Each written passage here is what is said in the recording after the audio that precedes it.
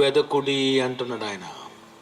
యెహోవా దొరుకు కాలమందు ఆయనను వెదుకుడి, ఆయన దొరికేస్తాడట. యెహోవా దొరుకు కాలమందు ఆయనను వెదుకుడి, ఆయన సమీపముగా ఉండగానే, ఆయన దగ్గరగా ఉన్నప్పుడే మీరు వేడుకోండి అన్నాడండి. దీనికి అర్థం ఏంటో తెలుసా? యెహోవా దొరుకు కాలం,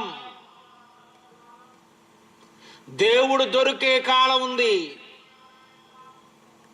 ఎక్కడ, ఎప్పుడు, ఏ టైం మనకి ఇప్పుడు చెప్పాలి ఆయన అర్జెంటుగా, అంతే కదా?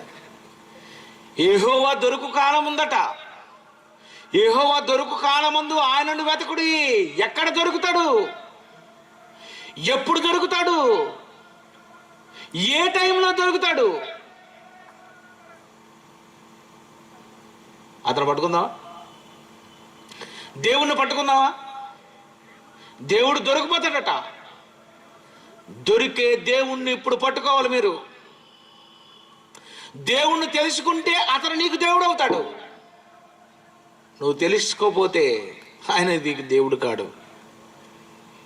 నువ్వు చేసుకుంటేనే భర్త అవుతాడు, నువ్వు చేసుకోకపోతే ఆయన భర్త కాడు, పరాయివాడైపోతాడు. భర్త కాడు, పరాయివాడైపోతాడు. నీకింకా భర్త కాడు. దేవుడు దొరికే కాలం ఉంది. ఆ దేవుడు దొరికే కాలంలో పట్టుకోవాలనుకున్నాడు. మరి ఎక్కడ దొరుకుతాడు, ఎప్పుడు దొరుకుతాడు? తండ్రి మరి మీరు దొరికే టైం ఏంటి అని దేవుడిని అడిగితే ఆయన టైం టేబుల్ ఇచ్చాడండి.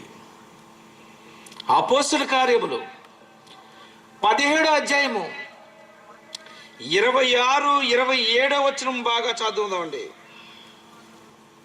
యావత్తు భూమి మీద కాపురం ఉండుటకు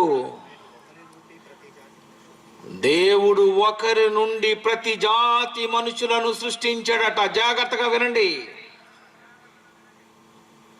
యావత్తు భూమి మీద కాపురం ఉండుటకు, ఈ మామిడాడలో, ఈ కాకినాడలో, ఈ ఈస్ట్ గోదావరి, వెస్ట్ గోదావరిలో, విజయవాడలో, కృష్ణా, హైదరాబాద్, వరంగల్, ఈ భూమి మీద మానవులందరూ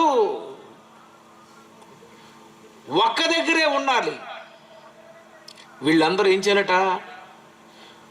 ఒకరి నుండి ప్రతి జాతి మనుషులను సృష్టించి, ఒకరి నుండే, మామిడాడలోనికి వచ్చిన వారు ఒకరి నుండే, కాకినాడలోనే వచ్చిన వారు ఒకరి నుండే, ఈస్ట్ గోదావరికి వచ్చిన వారు ఒకరి నుండే, యావత్ ప్రపంచంలో ఉన్న వారంతా వచ్చినది ఒకరి నుండే.